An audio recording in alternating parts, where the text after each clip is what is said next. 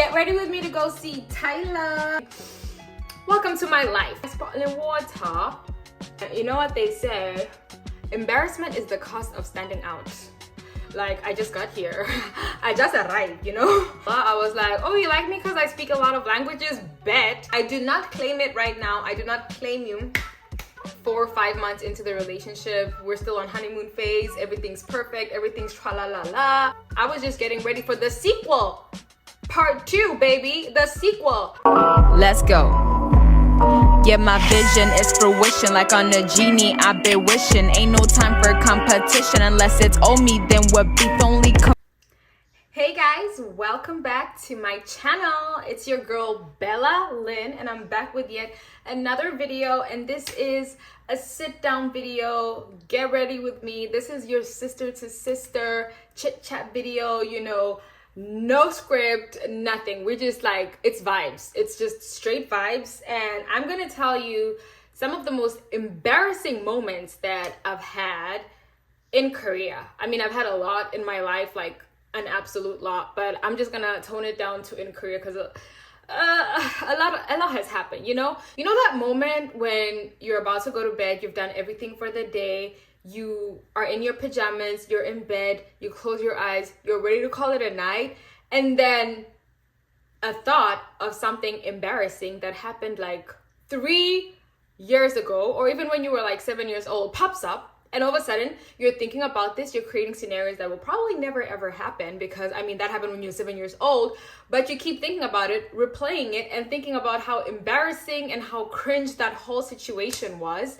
And just like, oh my gosh, like before you know it, 30 minutes has passed, you're supposed to be in REM by now, but you haven't fallen asleep because you're cringing over something that you did years ago that was so embarrassing. Welcome to my life. Well, what used to be my life. But I'm reading this book and it's called The Subtle Art of Not Giving Up. And I have been so immersed in that book. I'm probably late to the bandwagon, but it is so immersive. And it's just got me thinking about how many beeps I've given in the course of my life. Like, I have given so many beeps in my life. Like, if I could have $1 for every beep that I gave in my whole life, I would be a millionaire. Like, I would seriously be a millionaire. And so after reading the book, I'm not yet done. I'm still like on chapter 5 or something like that. I'm like, you know what?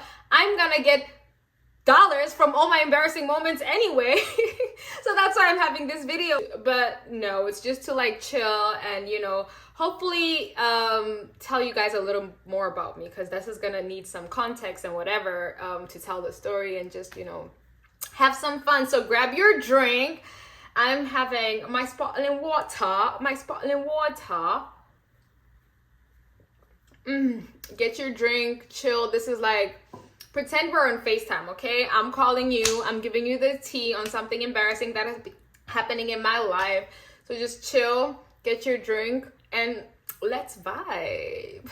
So to preface this video, I just want to point out that I'm not just sharing my most embarrassing moments for the sake of sharing my most embarrassing moments. Like, I just want to preface that it is to, you know, rant and have some banter, but it's also like to let you know that it's not that serious. Like, life is not that serious, because it's actually not. And nobody, trust me, nobody remembers or cares about something embarrassing you did like last week. So it's really not that serious. And you know what they say? Embarrassment is the cost of standing out. I do not know who said that, but I know it sounds like something that has been said before. Embarrassment is the cost of standing out. So it's life. You gotta, you know, go through it. Not me becoming like a whole coach and guru because of this book that I've been obsessed with. So, okay, let's start with the beginning. So I moved to Korea a little over 5 years ago. It's way more than 5 years ago. And I moved here for language school because when you live in Korea, especially if you feel like you're gonna live here long term, they really advise you to go into language school just so that, you know, you can get the basics of the language and know what's up. So I moved here. I did language school for about a year, and then I did my degree, I did a bachelor's in business administration and international trade. Oh, this is a cushion by the brand Miguhara. It's a K-beauty brand. Why isn't this opening? Okay, hello. Yeah, so basically I did my university for 4 years, and in the course of doing my university for 4 years, a lot has happened. A lot has happened. You're probably here because you know me from a show or something else, but a lot has happened in the past 4 years. And then I graduated last year, and now I'm like entering into adulthood and I'm navigating through it. It's been different. It's been different, but I'm enjoying every part of it. And yeah, I'm now 26 years old and I'm based here in South Korea. And yeah, that's a little bit more about me. So we're going straight into it. We're going into my first relationship here in Korea. Oh my God. When I think about that moment, I literally cringe. Like I met some friends a few weeks ago and I told them about this moment that happened, and oh my gosh, I was cringing so hard. So this is the thing. I met my first boyfriend in my freshman year of university, and we shared a class together. And I was taking the subway home, and this was after because we shared the same class on Tuesdays, and this was after our last class. And I was just taking the subway, minding my business. Actually, the last thing on my mind during that time was ever having a boyfriend, because like I just got here. I just arrived, you know? I just arrived. So that was the last thing on my mind, but he approached me and he basically asked me if he could take me out on a date that weekend. And yeah, he told me, you know, he's in my class and he sits like at the back and he's been like into me, whatever. I was like, me? Damn, like that was the last thing on my mind. But I was like, why not? So I said sure, and on the weekend he came to pick me up and we went on our first date, and the rest was history. We hit it off very well, and he was in my class, so it was like very cute and whatever. He'd bring me coffee in class and blah blah blah. And I don't know, so this is where I'm going to be vulnerable, right? I don't know. So I asked him why he liked me, and he said that he liked me because I spoke a lot of languages. So at this time, he knew that I spoke English and Korean, and obviously he knew that I was not like I was born in Rwanda, raised in South Africa, so he knew I spoke other languages as well, and he was very intrigued by that. And you are talking to like 20-year-old Lynn right now. You're talking to 20-year-old Bella. I was like, oh, you like me because I speak a lot of languages? Bet. So he's like, how many languages do you speak, by the way? So I told this guy that I spoke more languages than I actually could. And I gave him a list of languages that I did not know how to speak, but I was like, he'll never find out because this is like some random African country and he's never gonna know. Nobody's gonna know. Nobody's gonna know. Who's gonna know, you know? And so that's what happened. And our relationship goes on. It's nice. It's smooth. He's a sweetheart. Like everything's going well. And then he's like, okay, let's take this relationship to the next level. Let's meet family. And I'm like, oh, we're meeting the family now. Okay, well, not his like mom and dad, but he had a sister and his sister was married. So we had to have like a double date with his sister and his sister's husband, if I'm correct. And so this was like, mind you, like 4 or 5 months into the relationship. We're still on honeymoon phase. Everything's perfect. Everything's tra-la-la-la. And so that weekend, we meet his sister, a very beautiful girl, and her husband. So we go for dinner, we chat, the banter is there, they're really cool people, like everything's fine, everything is a vibe. And then we even go to Icha, which in Korea is like, you know, if you go out and you have like dinner and then you want to go somewhere else to drink, they call it Icha, which is like second round. There's samcha, sacha, like whatever. How many rounds you go?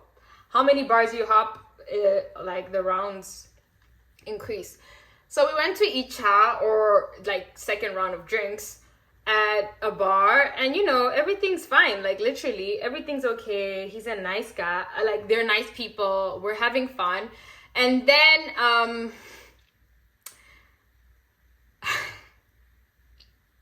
his sister tells me, oh, where in Africa are you from? And I'm like, oh, I'm from Rwanda, but I was raised in South Africa, and I went back to Rwanda, and then I came here. And they were like, she was like, oh my gosh, my husband has been to Africa. Tell her. And he's like, yeah, I've been to South Africa, I've been to Tanzania, I've been to Rwanda. He names like so many countries that he's been to, from the east to the west to the south. I'm like, oh, nice. So I thought maybe he traveled there and stuff. He's like, no, like I was raised in different African countries. And I'm like, oh, nice. So what happened is, one of the languages that I told my boyfriend that I could speak was Swahili. And I don't know. I can understand because it's kind of similar to the language we speak in Rwanda, but speaking, I'm just like, it's the most broken, it's not working. So she's like, oh my gosh, he's lived in Kenya, he speaks Swahili, you guys speak Swahili to each other. And I'm like, bro. So I was like, literally, can you imagine? And then, so my boyfriend and his sister are like, yeah, you guys have conversations. She's fluent in Swahili too. Because I remember verbatim, I told my boyfriend, I'm fluent in Swahili. And then I was like, you go first. And he did. And the guy was fluent in Swahili. He's Korean, mind you. He's Korean. He was fluent in Swahili, and he was telling me things, blah, blah, blah, blah, blah, blah. And I'm just like, damn. And then the sister and my boyfriend are like, wow. You know, if you know Koreans, they like to say, wow. And then the sister's like, okay, your turn. You tell him something. Bro, if I tell you the things that I said, yeah? If I tell you, I cannot repeat it because whatever I said does not exist. I literally felt like I wanted to shrink and crawl inside the drink and like teleport. My God. Yeah, so obviously he listened to what I was saying and he could tell that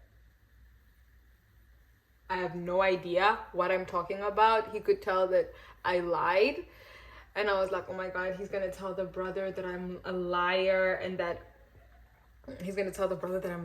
that like everything I said does not exist. I was like tripping. And he was just like, so after saying whatever I said that didn't make sense, he was just like, okay. And of course, my boyfriend, my ex-boyfriend, and his sister were like, wow, which made it even worse. Like, oh my gosh, like that was so bad. That was so embarrassing. And on top of that, I was like, oh my God, I know he's gonna tell them that he has no clue what I just said, that I literally just said things that do not make sense.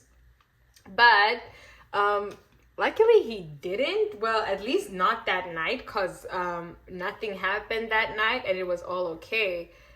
But later on, I ended up finding out that he did. And yeah, we broke up and that was a whole other story. But that was, I think, because growing up, let me tell you something. Growing up, my name was the queen of embarrassment. I do not claim it right now. I do not claim you. I'm no longer the queen of embarrassment. But growing up, like, it was bad. It was bad. Like, bad. Like, I remember one time, it was prom day when I was in high school. And let me tell you, I looked good that prom day. You know, I looked good. I was feeling myself, like, you know, everything was good, right? And so I enter. I made sure that I entered late, you know, center of attention. Who gonna check me, boo? And I entered late. Everybody, all eyes on me. I'm feeling myself. And then I even had one of like the hottest dates in school, I remember. And we sit down, we're talking, and then later on my date stands up because he has to go and get some food. right? So he goes to get some food, and then if I could have stayed in my place, sat down, continued drinking my drink, talking to the people on my table, I would have been fine. But nope. Who? Bella? She wants the world to see her. So I stood up and was walking around, going to talk to different tables just because I wanted everybody to see how good I looked and stuff like that. And then when I came back, somebody had exchanged my chair with like a chair that was wobble. So when I sat down, literally, I sat down, I felt my chair wobble, and then like I just felt myself like going down like this. And then the first thing that I can think of holding on to was like the table, but then instead of holding onto the table, I held onto like the tablecloth. So I was like, I went down and all the drinks went on me, all the food went on me. Yeah, that's a whole other story. But basically, I was just like so used to it, to the fact that I decided that when I come to Korea, I'm literally gonna start a brand new life and that name is gonna be behind me. Little did I know, I was just getting ready for the sequel. Part 2, baby, the sequel. But to be fair, I don't think anything embarrassing has happened in a while, knock on wood. But yeah, that's just a story of how I got named the Queen of Embarrassment, but I digress. Now, another day is, I remember when I was dating, this was a long time ago, like 3 years ago, something like that. I was dating. So I was going on a lot of first dates because I had been single from my ex for about a year now, and I was like, okay, I'm ready to like go on some dates. And if I tell you that, I don't know, like the spirit of embarrassment used to follow me on my dates. Like the spirit of embarrassment had refused, rejected to leave me alone. So one story that I remember is that I was going on a date and it was a rainy day. And I decided to meet the guy that I was going on a date with somewhere called Gangnam, which you might know. And so we went on the date, and because it's a first date, I was trying to impress, I was trying to look good, I was trying to show him what I'm working with. So I wore heels. Who wears heels in the rain when you're taking public transport? I did not know, but it felt like a good idea in the moment. I went to meet him, I took the subway, and then we had to cross the road. But because it was raining and it was really, really bad, really, really heavy, we decided to go underground to cross the road so that, you know, we don't get so wet. But if you go underground, obviously, you have to cross some stairs. So, little old me, I decided to cross the stairs with him. And as I was going down, because it was so wet, like the rain was pouring down, everything was so bad, and I decided to like go down the stairs, but I slipped because I'm in heels, and I like rolling. I just went rolling on the river, roll, whatever Tina Turner said. But I went rolling on the stairs. I was so embarrassed. Oh my gosh. Can you imagine on your first date? Like, think about it, on your first date.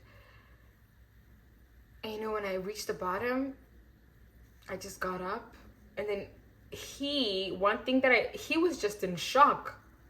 He was like, oh my God, like, you are my date. Come and help me, you know? Roll with me, pick me up, do something. Don't be like, oh my God. He was just in shock until I reached the bottom at the bottom.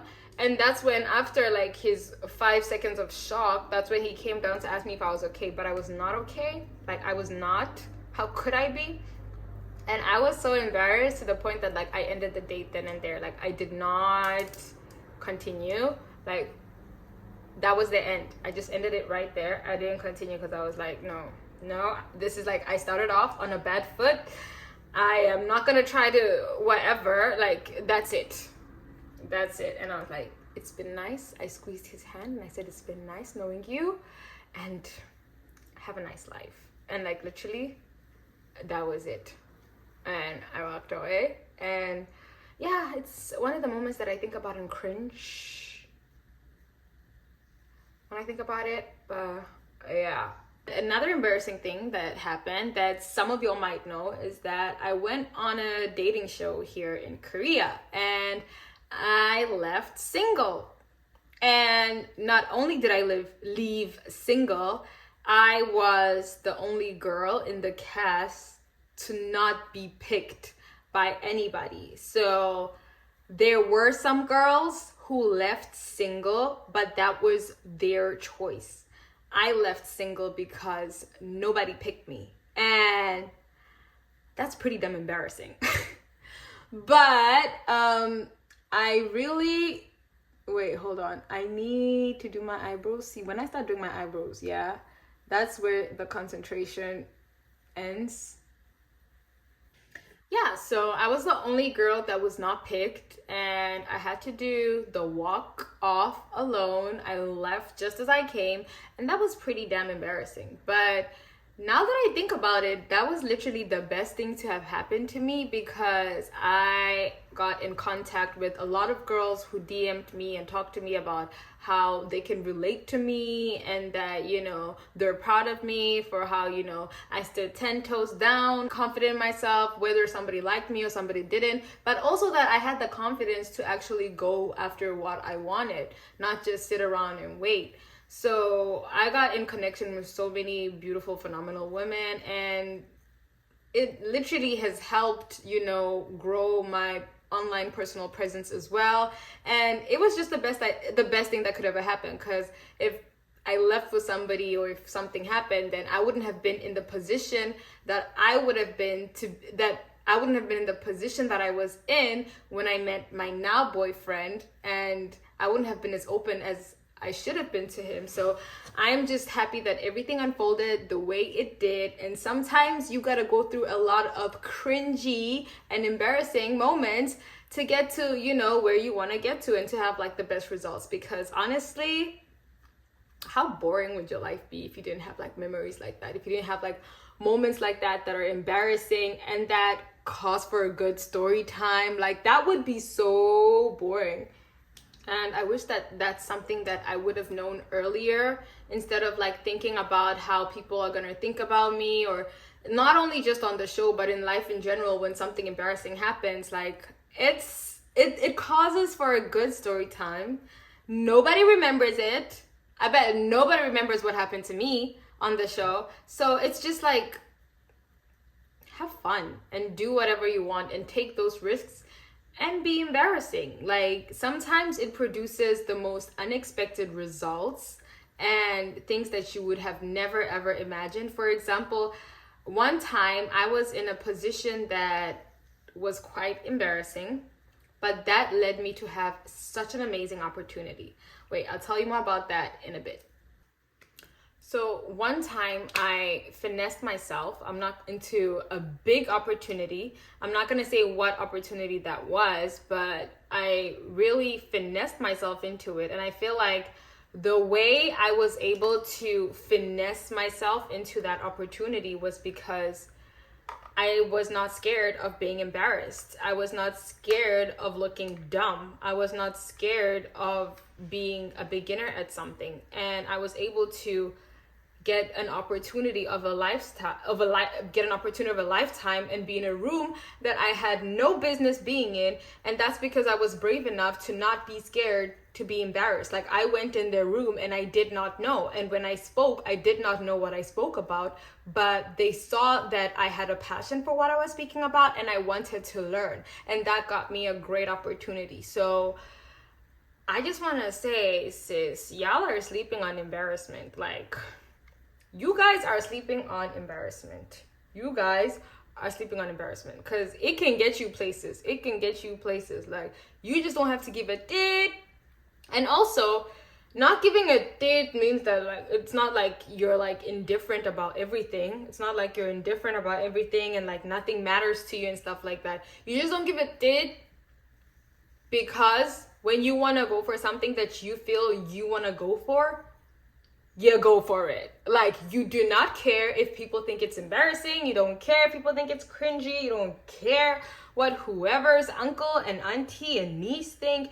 You literally just go for it. So that book has got me on a chokehold. It's got me on a chokehold, and it's got me thinking a lot about my life. And I was at a point where I was a bit scared of being seen, a bit scared of being embarrassing or cringy, but not anymore. It's got me out of my shell, and that's why I'm making this video today about the most embarrassing things that have happened to me and things that maybe I'm not proud of, because who cares? You know? First of all, who cares? Second of all, who gonna check me? Listen, everybody busy. Everybody busy. That's like a pill that I swallowed this year, and I'm so glad I did because it was very delicious, but very true. Everybody's busy. Everybody's wondering what they're gonna eat. Everybody's thinking about their work. Everybody's thinking about so many other things that nobody, trust me, nobody cares. Nobody cares. And if they do, they're not busy enough. Like, guys, this is 2024. We are getting a lot of millionaires, like upcoming millionaires, that are getting paid for being cringy, that are getting paid for being embarrassing. Like, it's 2024. So don't be afraid. And my mascara is, I haven't even been telling you guys what I'm using. My mascara is Neogen, and this is so cool. Let me show you guys. Can you see that? This is like a no brush mascara. How does that work? You might say it works magic. Like, I don't know if you can see how it works. Okay, this is turning into a brand placement. This is not sponsored, by the way. I'm just in love with this mascara because it's like the technology. It's the technology for me. I don't know if you can see because I'm just doing my bottom lashes, but guys, do not sleep on a brushless mascara. It is...